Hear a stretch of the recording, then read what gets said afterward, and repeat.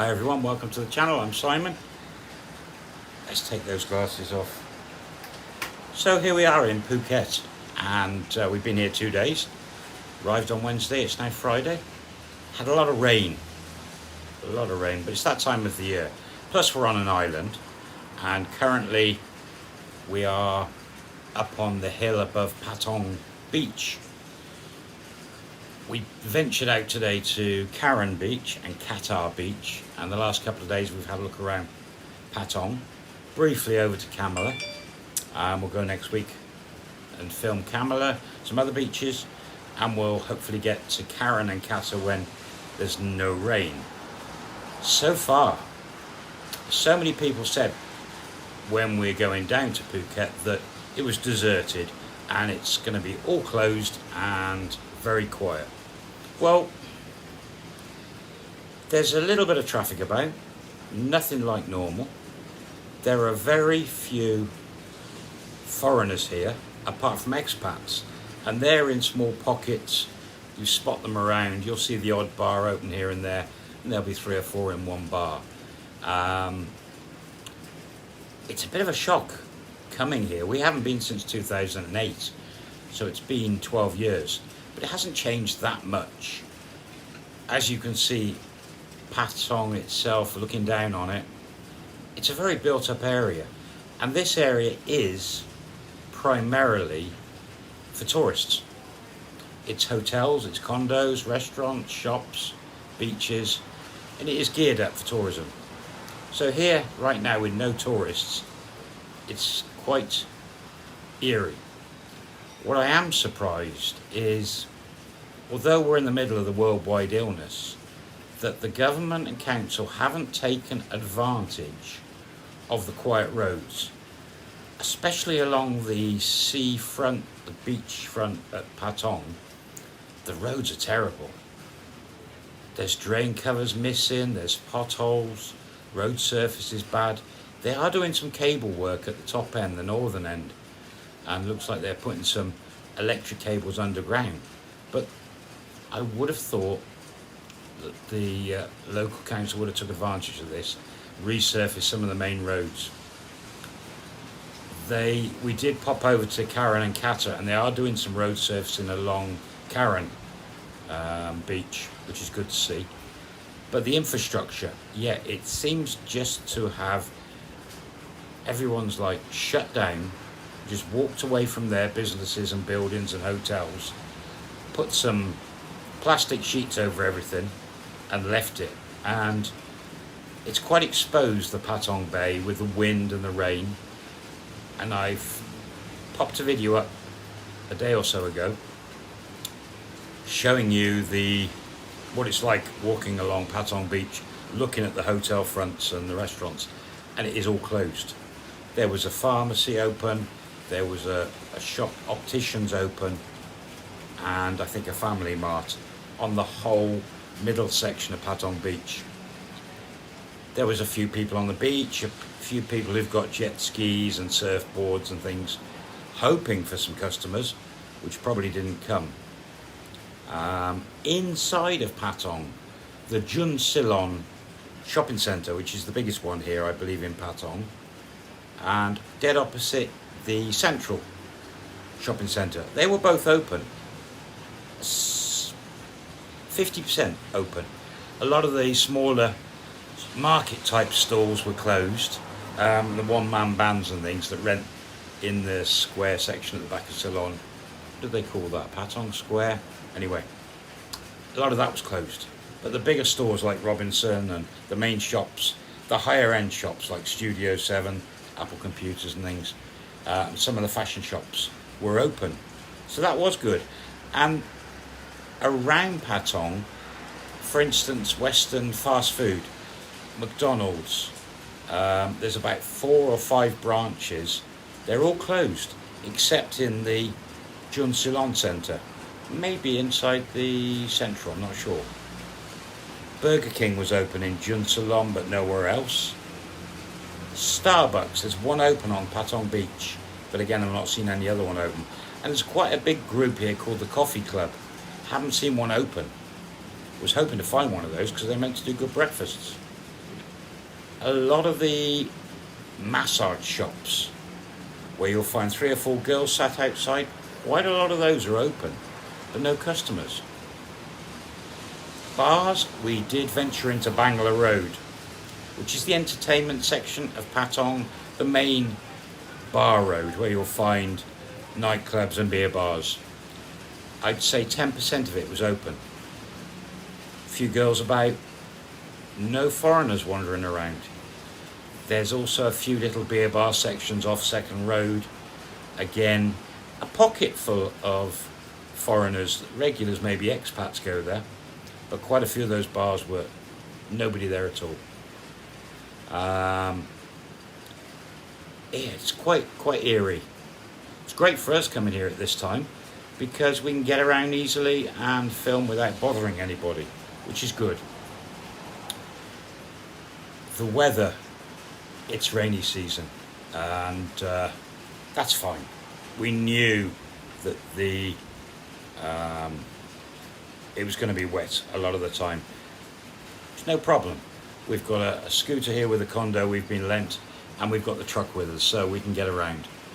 I would like a couple of dry days so I can start filming some beaches for you. I do want to get Karen and Kata beach done. Patong I've done. I want to get over to Kamala, Surin, and further up around the airport as well. Enjoying this. We needed a bit of downtime away from our resort, and it's relaxing. It's great. We've got a lovely condo, the use of a lovely condo with a really comfy bed. So that's brilliant, absolutely brilliant.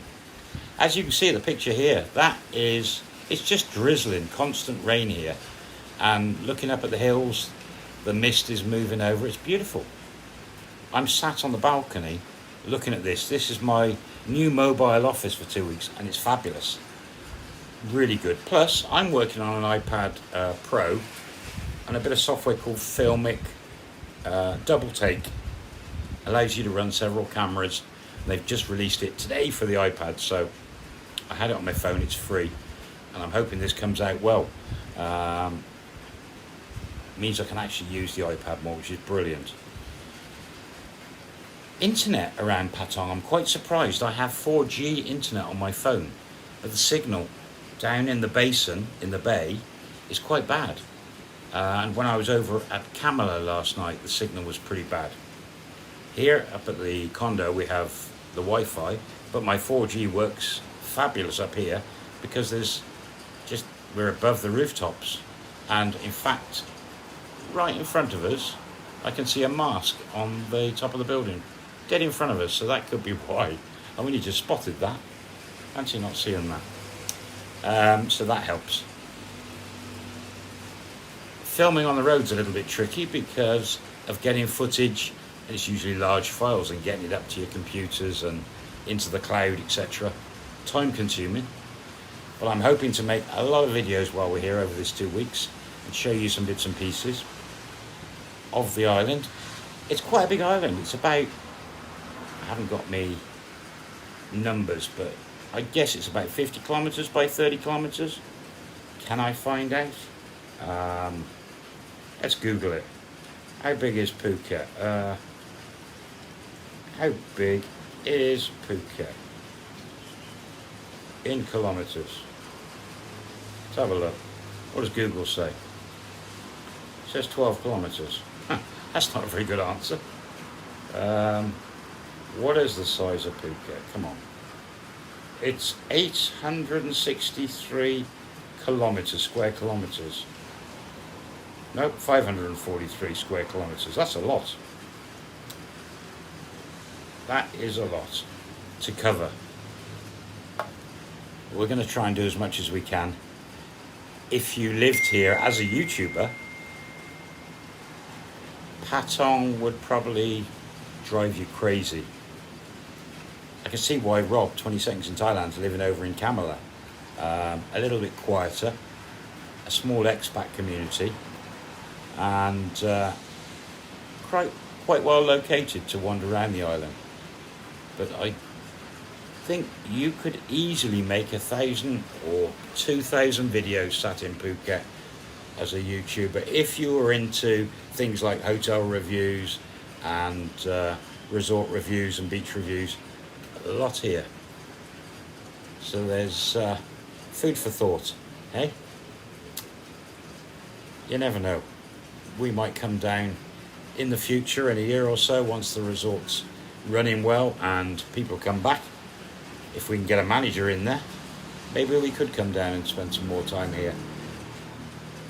I must admit, driving down from where we live north of Petchbury, once we got to Chumpon, so we came down through past Charam, Hua Hin, Chumpon, Prachuap Khiri then Chumpon.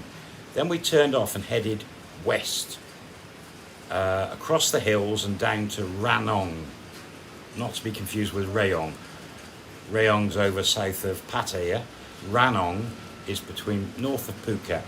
The roads over to Ranong were amazing.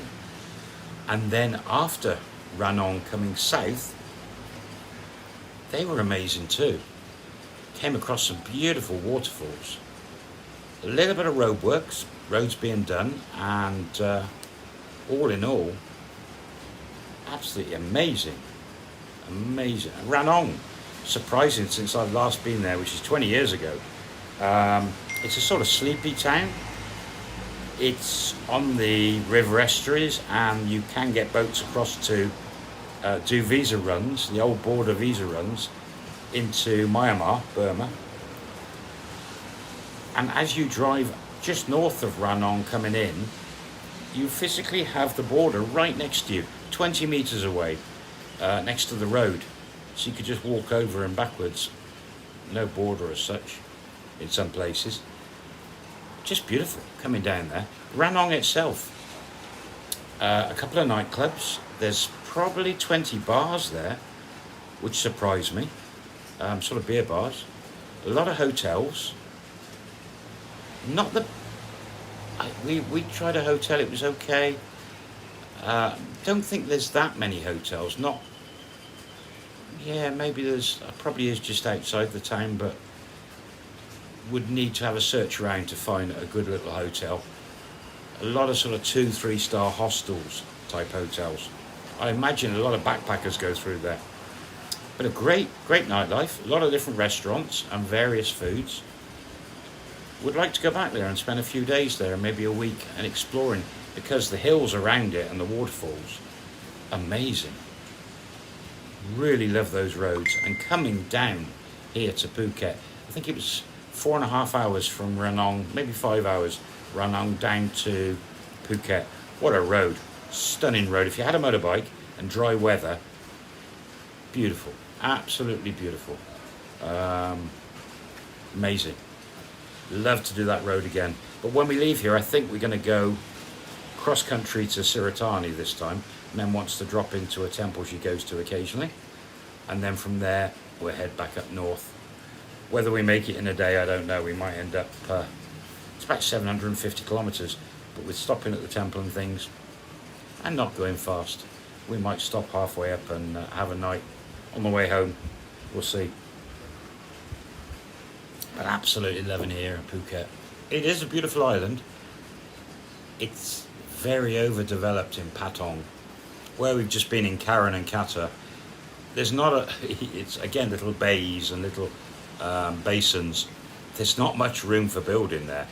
Nearly every inch is built on, or it's been bought ready to put a hotel on. The beaches, sadly today, they don't look great. But looking forward to getting a couple of dry days and getting walking along those beaches. It is beautiful here. Beautiful. And this is my favourite place in Thailand. The Andaman Sea, the beaches, and the islands across to Krabi, all the islands in between. It is my favourite place in Thailand for sure. But I don't know if I want to live here. Having a huge expat community around you probably has its benefits and its pitfalls. For Farang food, because so much is closed, there's not a lot around.